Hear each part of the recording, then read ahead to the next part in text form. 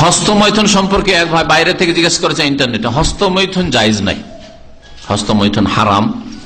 এবং সূরা মুমিনুনের প্রথম দিকে যে আল্লাহ পাক রব্বুল আলামিন ওই মুমিনরা যারা জান্নাতের ওয়ারিস হবে, কাদ আফলাহাল মুমিনুন, জান্নাতি হবে, তাদের 7-8টি গুণ বর্ণনা করেছেন। তার মধ্যে একটি হচ্ছে ওয়াল্লাযীনা হুম লিফুরুজিহিম হাফিজুন, যারা নিজের লজ্জা স্থানের সুরক্ষা করে, হেফাজত করে। ইল্লা আলা আজওয়াজিহিম, একমাত্র স্ত্রীর ক্ষেত্রে, স্বামী স্ত্রীর এই ক্ষেত্রে আল্লাহ ছাড় দিয়েছেন। আর দাসীর ক্ষেত্রে অমামালাকাত মানে তো দাসীর যুগ নেই, শেষ, ওটা অফ।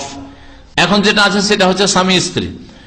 আল্লাহ তারপরে বলছেন ফামানিব তাকা ওয়ারা আযালিকা, স্ত্রী ছাড়া অথবা স্বামী ছাড়া, মহিলা স্বামী ছাড়া আর পুরুষ স্ত্রী ছাড়া যদি অন্য কোথাও যায়, অন্য কোথাও যদি বীর্যপাত করে, ফাউলাইকা হুমুল আদুম, তাহলে তারাই হইল সীমা লঙ্ঘনকারী, জালেম। আল্লাহ জালেম বলেছেন।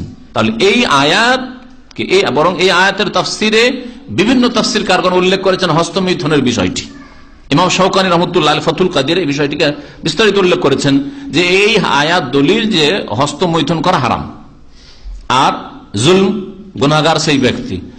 জি, সুতরাং কেউ এই যুক্তি যেন না পেশ করে যে আমি বড় জেনা থেকে বাঁচার জন্য বা লেওয়াতাত সমকামিতা থেকে বাঁচার জন্য আমি হস্তমৈথুন করছি কারণ আমি থাকতে পারছি না, তার জন্য জায়েজ হবে না যে আপনি বড় জেনা থেকে বাঁচার জন্য আমি হস্তমৈথুন করলাম। আল্লাহ পাক উত্তম পদ্ধতি শিখিয়েছেন, সেটা হচ্ছে রোজা রাখা।